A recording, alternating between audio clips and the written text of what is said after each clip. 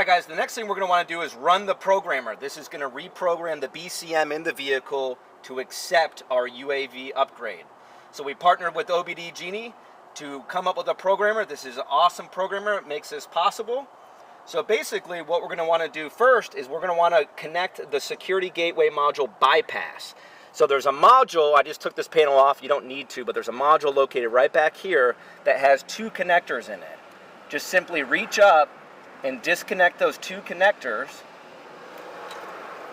and then plug those two connectors temporarily into the bypass.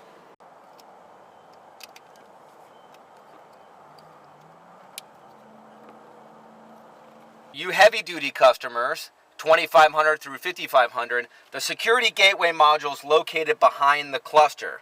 So we have written instructions, but I'm also going to show you guys briefly how to remove the cluster to gain access to that module. So the first thing you're going to do is remove the two screws that hold your radio or your center stack bezel in place. Once you remove those two 7mm screws, you can just pull it from the dash. Then what you're going to want to do is use a pry tool to get this little bezel surround. You're just going to pop it out of place. On the top here, it's actually put in through the top, just a few clips. So you pull that down, and then this completely pulls out. You can set that aside. Now what you're going to want to do is pull off the left side here. There's just a little clip here. Pull off the right side here, just held in with clips. Then there's going to be two screws you want to remove. So remember, two on top of your center stack bezel, and then two screws here. Now what you want to do is just pull this part back, held in with retaining clips, and it's going to give you access to another screw here.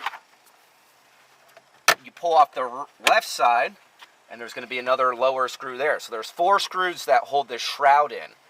Once you remove those screws, just pull back on the shroud. That gives you access to the two screws that hold in the cluster to the dash here.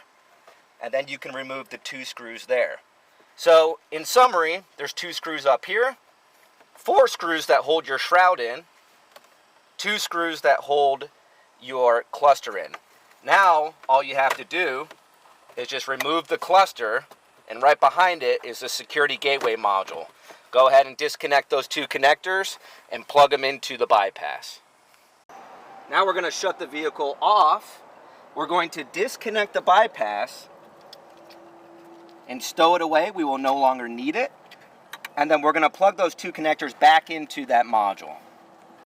Now we're going to put the vehicle in the on position, or the run position rather, and then plug in our programmer into the OBD2 port.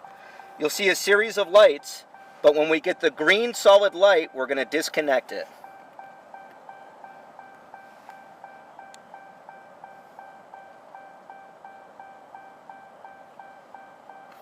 Now that we have the green light, we can disconnect it.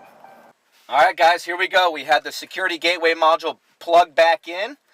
We're ready to test it now. So basically, what I wanted to say is you're going to maybe have to sleep the vehicle a few times, do a couple key cycles before all the features are present on the screen. But we're ready to go now, so let's go ahead and start it up. And right away, you notice the nice big 12-inch screen. This is all plug and play, guys, right here by infotainment.com. Such an awesome upgrade. Here within the bottom key here, you see the 87.7. That is the radio station, obviously. So you have Bluetooth streaming audio, AM, FM. You could select the source here. Let's just say you want to drag Sirius XM over, and that way you can have it, right here in the home row. So you can, use that particular feature. You have AM, FM, and it does also include HD radio, okay? So you notice it picked up that right away. And the sound sounds amazing. Sometimes with these Ram trucks, the lows are pretty low, so you want to get into the equalizer and adjust those, maybe down a little bit. Under the controls here, this particular truck is a base model, so it doesn't have any heated, cooled, or vented seats. So you're not going to see those present. If you have those, it will be pre-programmed to show that once we get your VIN number. The climate, obviously, we'll be able to control our climate here. The other thing I wanted to mention too, those of you who already have dual zone temperature control, you notice it here, if you already have that, you retain it. If you do not have dual zone, by doing this upgrade, you will get single zone. So these buttons over here will actually be inactive. So you're always going to want to keep it on sync. So as the driver adjusts the temperature, the passenger does the same thing. So you won't necessarily be able to use the slider or these buttons, okay? It's a single zone temperature control. The app section here allows you to get into the settings menu.